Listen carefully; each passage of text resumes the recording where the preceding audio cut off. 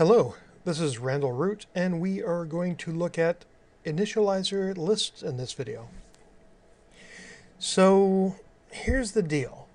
In .NET, you can actually go ahead and create a class that acts pretty much like an array. And so there's a couple tools that you can use to make it behave more like a traditional array. One is a indexer, and the other one is the initializer list feature. So let's look at an example of an array structure. So Microsoft's generic list allows you to be specific, oddly enough, in identifying what data type you want to hold. And then after you've created or defined the data type you want to use, created a variable, and you would go through and create an object and set the initial values of that object. This is the initializer list. But what if you want to make a custom class? Let's say I have a custom class that I call 3 items. It has a property, a set of 3 properties. It has, a set of 3 fields, and 3 properties to go along with the fields. So str item 1 has the property item 1, which gets and sets the particular value for that field.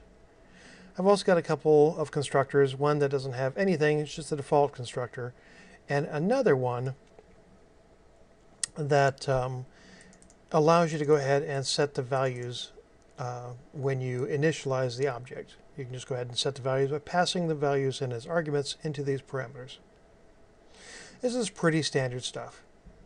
So I would go through and I would very traditionally make up an object like this. I'd say, okay, let's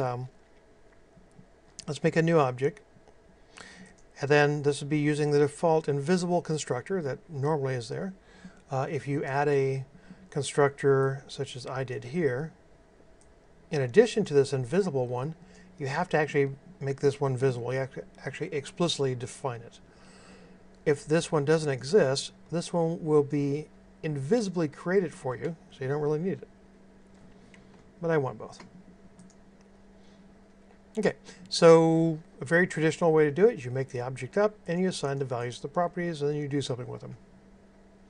But if I've got the constructor specified with 3 parameters, I can pass in 3 arguments and I can set the values initially that way too. With the initializer list, I can set it like this. It does the same thing.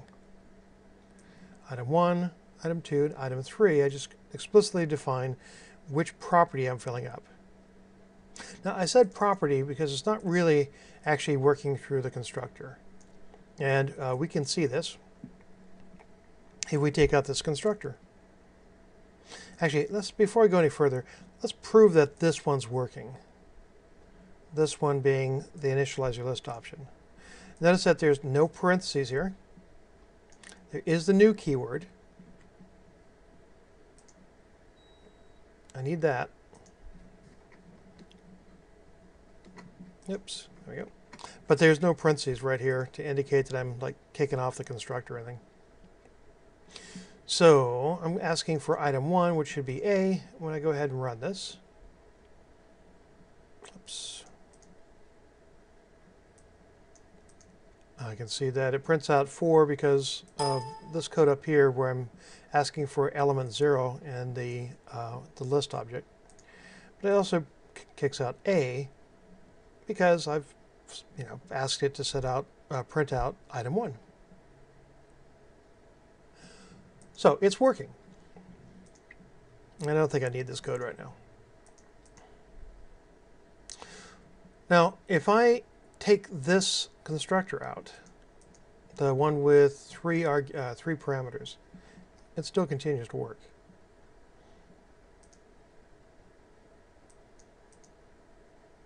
So as you can see that it is dependent on the name of the properties that it's using. Not the name of the fields, the name of the properties. And even if I were to comment this out and change the name of the fields over,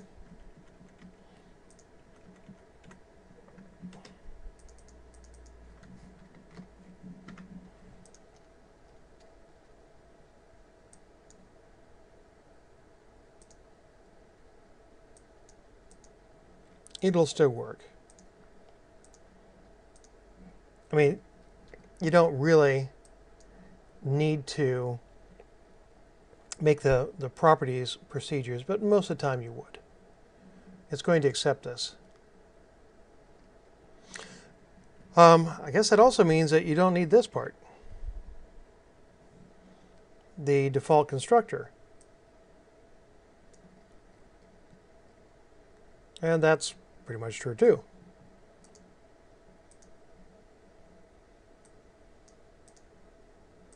At the end of the day, because of this feature, you can make a class extremely simple. Basically like this, 3 items. And then you don't need any of this other crazy code to make it work. You just set the initializer list, specify the values you want to set, and it acts pretty much like an array.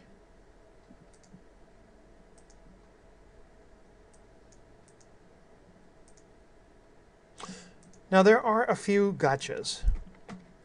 Let me put it back here.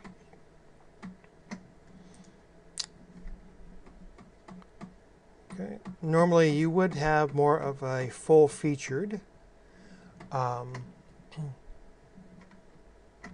class. Again, you don't have to, but that's more a typical thing to do.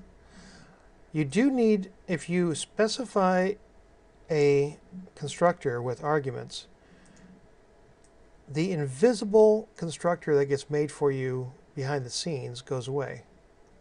In other words, if I have no constructor, it's going to make an invisible constructor that looks identical to this. But if I make a constructor with parameters, the implicit invisible constructor just disappears and you have to put it back.